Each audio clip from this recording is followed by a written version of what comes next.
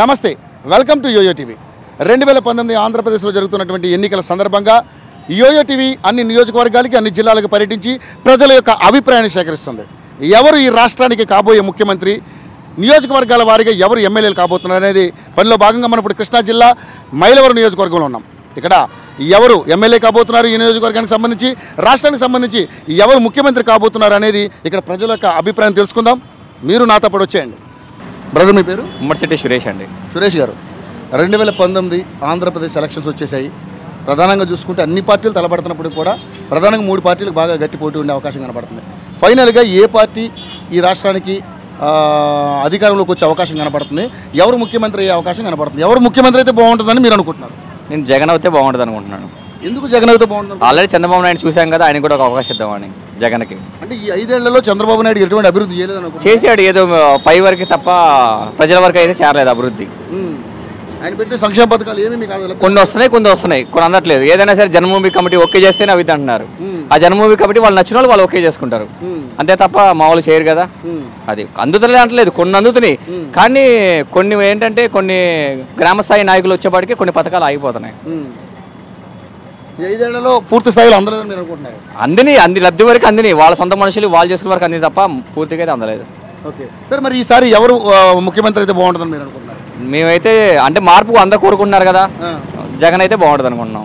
మరి జగన్ అయితే ఇవన్నీ చేస్తాడని మీరు నమ్ముతున్నారా? ఇప్పుడు చంద్రబాబు నమ్మి ఓటేసారు, ఆయన చేశాడా? అది ఈయన శాస్త్ర నమ్మకంతో ఈసారి ఆయనకు ఓటేస్తాం. చేస్తాడని నమ్మకంతో. ఓకే సరే, మీ మైలవరం నియోజకవర్గానికి సంబంధించి ఇక్కడ ఆల్రెడీ ఉమా గారు ఎమ్మెల్యేగా ఉన్నారు, ఆయన ఆల్రెడీ మినిస్టర్ కూడా.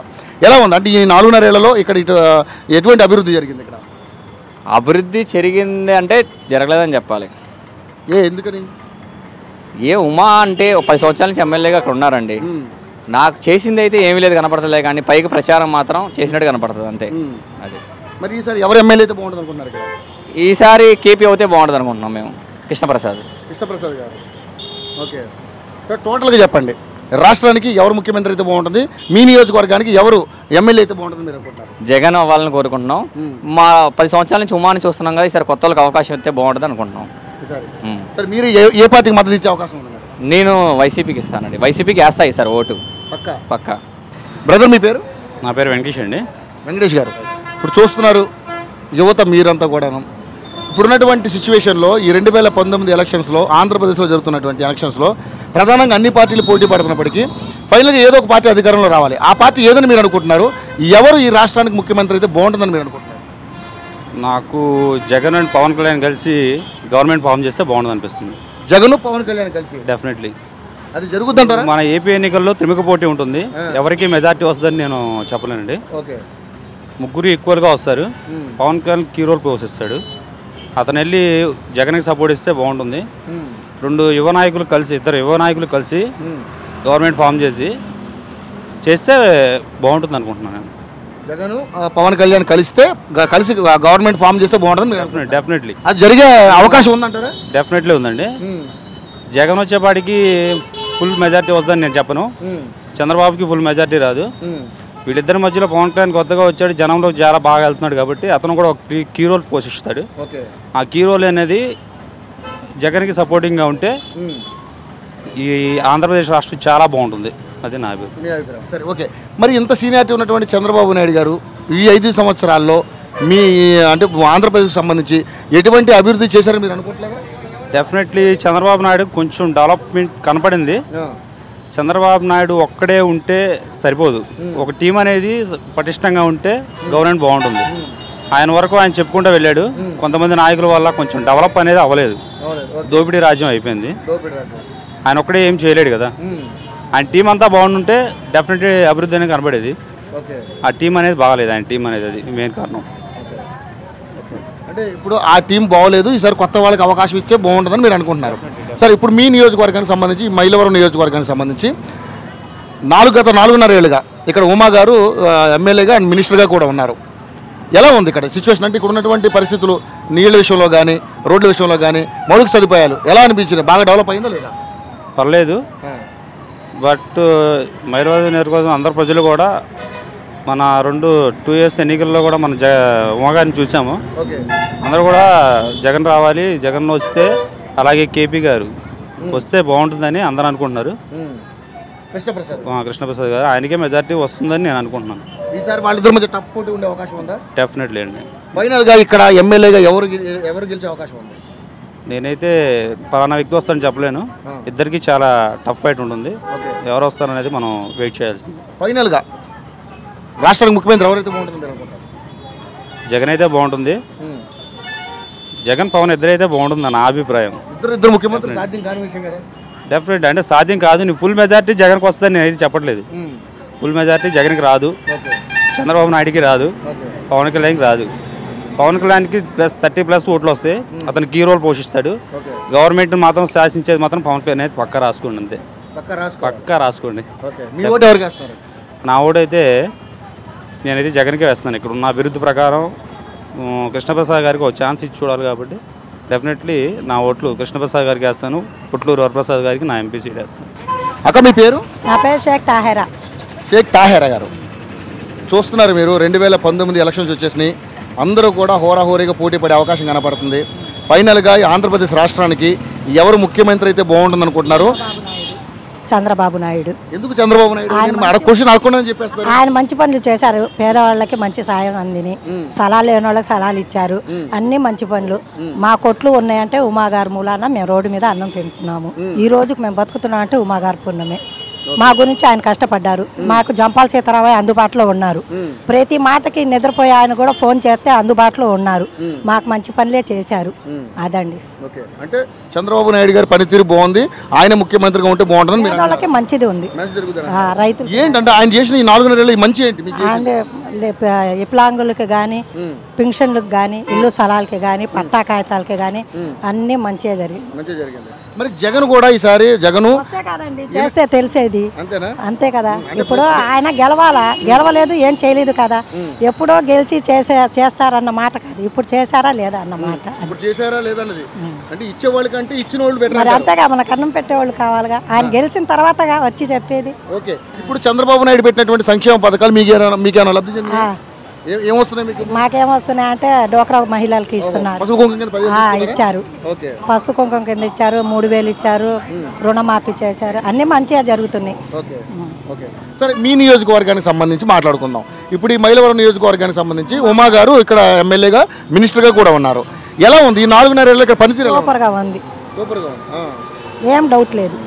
పిలుస్తే పలికేటట్టు ఉండారండి ఇప్పుడు దాకా మాత్రం. మరి ప్రతిపక్ష వాళ్ళు అంటున్నారు ఇక్కడ అసలు అందుబాటులోనే ఉండడు అని అంటున్నారు. ఓరనోళ్ళు ఎన్నో చెప్తారు, గిట్టనోళ్ళు ఎన్నో చెప్తారు. ఇందాక మీరు ఒక మాట అన్నారు, ఈ షాపులు పెట్టించడానికి కూడా ఉమాగారే కారణం. అవును, అంటే మీకు జీవనభృతి కల్పించింది.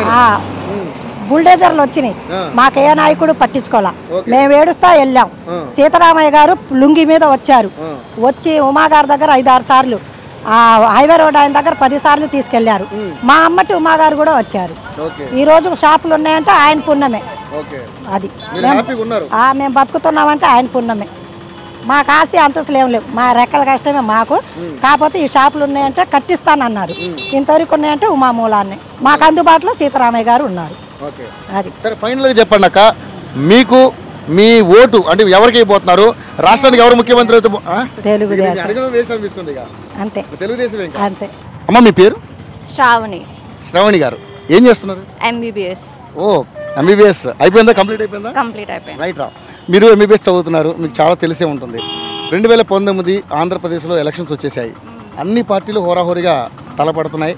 ఫైనల్గా ఎవరో ఒక పార్టీ లీడ్ చేయాలి, ముఖ్యమంత్రి కావాలి. కాబట్టి ఏ పార్టీ అధికారంలోకి వస్తే బాగుంటుందని మీరు అనుకుంటున్నారు? ఎవరు ముఖ్యమంత్రి అయితే బాగుంటుందని మీరు అనుకుంటున్నారు? అంటే ఏ పార్టీ అనేది ఈ పలానా పార్టీ అని కాదు, ఎవరైనా కానీ ప్రజలకి మంచిగా సేవ చేసి కొంచెం ప్రజల కోసం ఆలోచించే మంచి హృదయం ఉన్న వాళ్ళు కావాలి అని అనుకుంటున్నాం. సరే, ఇప్పుడున్న పార్టీలలో ఎవరు అటువంటి హృదయం కలిగిన వాళ్ళని మీరు అనుకుంటున్నారు? అది చెప్పడం కొంచెం కష్టం. టిపికల్ క్వశ్చన్ అంటారా? ఎందుకని అలాగా? అంటే ఇప్పుడు మనం అంటే ఎవరి వీవ్లో వాళ్ళు కరెక్ట్. చంద్రబాబు నాయుడు గారు కొన్ని చేస్తున్నారు, వైఎస్ఆర్ ఉన్నప్పుడు కొన్ని చేశారు. అంటే ఎవరి స్టైల్లో వాళ్ళు చేస్తున్నారు. సో మనం వీళ్ళే కరెక్ట్ అని జడ్జ్ చేయడం ఇట్స్ ఎ టఫ్ క్వశ్చన్. ఇప్పుడున్న సిచ్యువేషన్లో అంటే మనం ఇప్పుడు ఆంధ్రప్రదేశ్ సిచ్యువేషన్ తీసుకుంటే తెలంగాణ నుంచి గెంటి వేయబడ్డ ఆంధ్రప్రదేశ్ ఒక రాష్ట్రం అయిపోయింది. ఇక్కడ సిచ్యువేషన్ మనకు మౌలిక సదుపాయాలు కానీ ఆర్థికంగా పెద్దగా ఏమీ లేనటువంటి పరిస్థితి మన ఆంధ్రప్రదేశ్ రాష్ట్రాన్ని. ఇప్పుడున్న సిచ్యువేషన్లో ఏ పార్టీ అధికారంలోకి వస్తే బాగుంటే మనకి ఆంధ్రప్రదేశ్ డెవలప్ అవుతుంది, ఎవరు ముఖ్యమంత్రిగా ఉంటే దీన్ని అభివృద్ధి పదంలో నడిపించగలని మీరు అనుకుంటున్నారు? మీ ఓన్ ఒపీనియన్ చెప్పండి. నో అంటే ఎవరైనా కూడా ప్రజలకి హెల్ప్ చేసి కొంచెం అంటే ఇప్పుడు నిజమే మనం తెలంగాణతో పోలిస్తే ఇప్పుడు అన్నీ కూడా తెలంగాణ సైడ్ వెళ్ళిపోయాయి, మన సైడ్ ఏం లేవు. సో వాటిని డెవలప్ చేసుకుంటూ ప్రజలకి హెల్ప్ చేసుకుంటూ ఉంటే ఎవరైనా ఓకే. ఓకే. ఇప్పుడున్న వాళ్ళు అలా ఎవరు అనిపిస్తున్నారు మీకు? మీ ఓన్ ఒపీనియన్ చెప్పండి. ఇప్పుడున్న వాళ్ళు చూస్తే ఎవరు అంటే చెప్పాను కదా ఎవరైనా ఓకే. అంటే మామూలుగా ఎవరో ఒకరు చెప్పాలి కదా. ఉన్న వాళ్ళలో ఎవరు అనిపిస్తున్నారు? పవన్ కళ్యాణ్ ఓకే వస్తున్నాడు, జగన్ వస్తున్నాడు, చంద్రబాబు ఉన్నాడు, వీళ్ళందరిలో ఎవరైతే బాగుంటుంది మీరు అనుకుంటున్నారు? ఎవరు అంటే పవన్ కళ్యాణ్. ఓ యంగ్స్టర్నే కోరుకుంటున్నారా? Okay right. పవన్ కళ్యాణ్ వస్తే బాగుంటుందని మీరు అనుకుంటున్నారు? అంటే ఇట్స్ ఎ టఫ్ క్వశ్చన్. అంటే ఎవరైనా ఓకే. చంద్రబాబు నాయుడు గారు కొన్ని చేశారు, వైఎస్ఆర్ ఉన్నప్పుడు కొన్ని చేశారు. సో ఎవరైనా ప్రజలకి హెల్ప్ చేసే వాళ్ళు ఎవరైనా ఓకే. సరే మేడం, ఓకే రైట్. మీరు అంటే ఇప్పుడున్నటువంటి సిచ్యువేషన్లో మీరు ఎవరిని చెప్పలేకపోతున్నారు. సరే, మీది ఈ నియోజకవర్గమే కదా, ఈ నియోజకవర్గమే కదా, మైలవరం నియోజకవర్గం కదా. ఎలా ఉంది ఈ 4.5 ఏళ్లలో ఉమా గారు ఎటువంటి అభివృద్ధి చేశారు?